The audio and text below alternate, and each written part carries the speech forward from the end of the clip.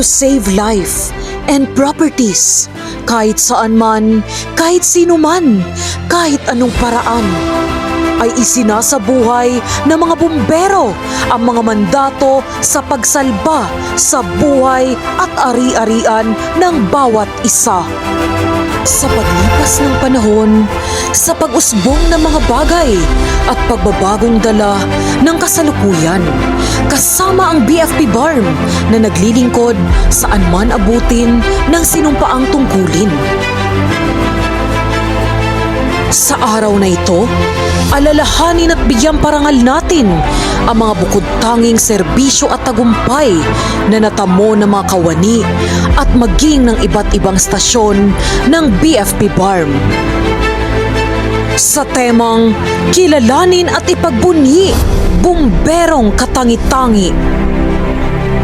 Samut-saring kaganapan ang ating kinaharap nitong 2022.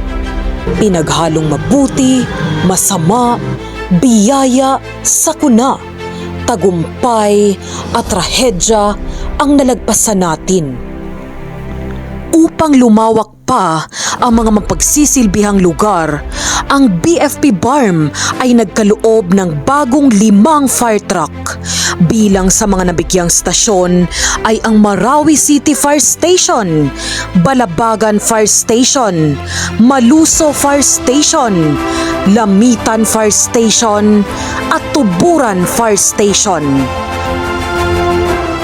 Ang mga fire truck na ito ay 4 na Isuzu FVR 34 at isang Hino 500. 86 units of brand new ambulances, Type 1 Basic Life Support ang ipinamahagi ng Bureau of Fire Protection at 4 rito ay ibinigay sa BFP BARM. Ito ngayon ay nasa pangangalaga ng Parang Central Fire Station, Sharif Agwak Fire Station, Lamitan Fire Station at Cotabato City Central Fire Station. Bukod riyan ay kasalukuyang ipinapatayo ang mga bagong stasyon at ito ay ang Barira Fire Station na 98% nang patapos at ang UP Fire Station na 75% na ring patapos. At higit sa lahat ay ang gusali ng Office of the Regional Director na may Phase 1 at 40% accomplishment na at inaasahang matatapos at magagamit na sa susunod na taon. Dagdag rito, ang BFP BARM ay may suma total na 127 fire incidents na inaksyonan at nirespondihan. Maliban dyan, nakapagsagawa ng suma total na 19,212 na inspections ang ating ahensya sa iba't ibang lugar at establishmento.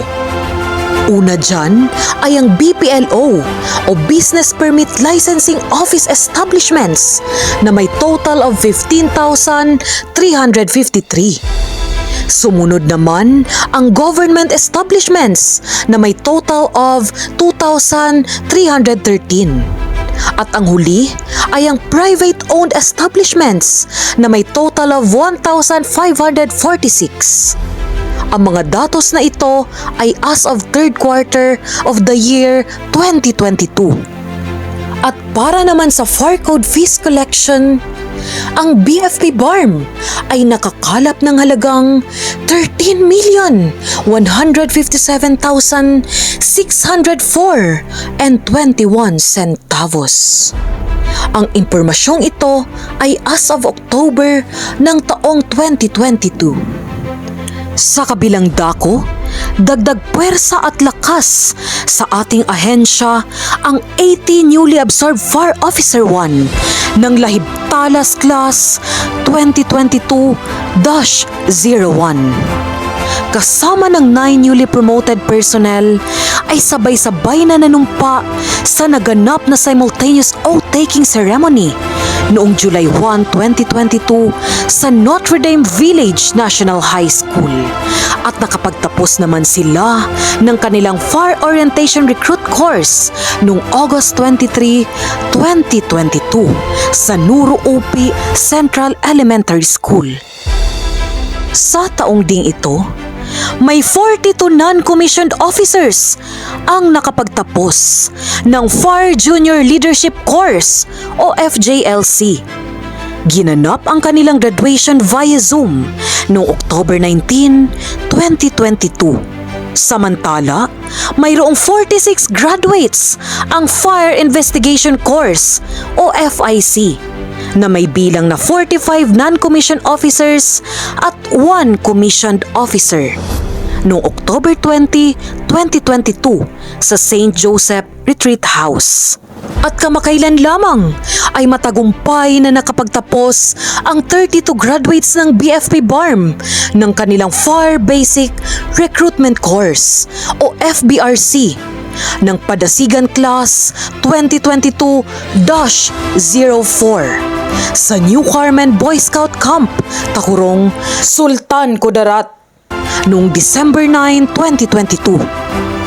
Disyembre sa taong ito ay mayroong 62 newly promoted junior commissioned officers and non-commissioned officer ranks through seniority lineal list. Sila ay nanumpa ng kanilang oath-taking ceremony na naganap via Zoom.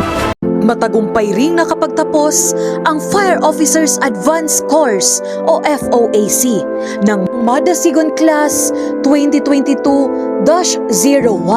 Ito ay sina Senior Inspector Ike J. Lachica Jr., Senior Inspector Israel M. Kamid, Senior Inspector Jason T. Ahijon, at Senior Inspector Suharto M. Pagayaw. At dahil sa ipinamalas na dedikasyon sa serbisyo, kaya Setyembre ng taong ito ay nadagdagan muli ang ating mga newly promoted senior inspectors at inspectors. Yan ay sina Senior Inspector Palot S. Dagadas, Senior Inspector Alain Anthony B. Funcion, Senior Inspector Levi Fritz B. Lustan, Senior Inspector Virgilio B. Moralde, at Senior Inspector Aminola S. Udasan. At nariyan din si Inspector Hazel L. Saavedra. Sumunod naman ay ang successful promotion to Chief Inspector ni Chief Inspector James L. Ra at Chief Inspector Ninya May T. Soronda. Dagdag pa dyan ay ang newly promoted senior inspectors via lateral entry na sina Senior Inspector Daud M. Makabantog, Senior Inspector Khalif A. Abdullah, Senior Inspector Maria Estrelita G. Lara at Senior Inspector Muhammad Hussein J. Lajagais. At kamakailan lamang ay naipromote din bilang Superintendent si Superintendent Lucilin Banak Husay, kasalukuyang Fire Marshal ng Cotabato City Central Fire Station. Sa nakalipas na 2 taon ay pinagdaanan natin ang isa sa pinakamatinding pandemya, ang COVID-19. At makalipas ang 2 taon ng paghihintay, ang 6th National Fire Olympics ay muling ibinalik ng ating BFP Chief Fire Director Luis Suralta Puracan. Ito ay masayang inilunsad noong August 13 to 14, 2022 sa Davao City Crocodile Park. Ipinamalas naman na mga kawani ng BFP BARM ang galing sa iba't ibang larangan ng sports sa selebrasyon ng 122nd Civil Service Anniversary noong buwan ng Setyembre 2022. Kabilang dito ang mga piling mahuhusay na manlalarong bumbero. Patunay lamang ito na hindi lang sa pag-apula ng sunog ang kayang gawin, ngunit maging sa sports ay may angking galing din. Oktubre ng taong ito, nagimbal ang lahat sa hagupit dulot ng pananalasa ng bagyong Paeng. Kung kaya't buong puwersa ang BFP BARM sa naganap na Search and Rescue Retrieval Operations. Sa iba't ibang apektadong lugar gaya ng Dato Udin Sinswat, Dato Blas Sinswat, Upi, South Upi at Barira, Dato Piang at Parang Maguindanao. Ang buong kagawaran ay nakaantabay upang masigurado ang kaligtasan ng bawat isa. At dahil sa dedikasyon at serbisyo na ipinamalas ng mga magigiting na bumbero, kung kaya't personal na dinaluhan ng ating BFP Chief Fire Director Luis Oralta Puracan ang paggawad ng medalya sa pagtulong sa nasalanta. Ito ay idinaos sa Dato Piang Fire Station noong November 3, 2022. Disyembre nitong taon, nagkaroon ng gift-giving activity sa Darul Musinin Orphanage Center. Sa aktibidad na ito, nagpalaro ang mga BFP personnel sa mga bata. Sunod naman ay nagkaroon ng konting salo-salo. At higit sa lahat ay ang pagbibigay ng aginaldo kung saan ang mga bata ay nakatanggap ng bags at school supplies na tiyak na magagamit nila sa kanilang pag-aaral.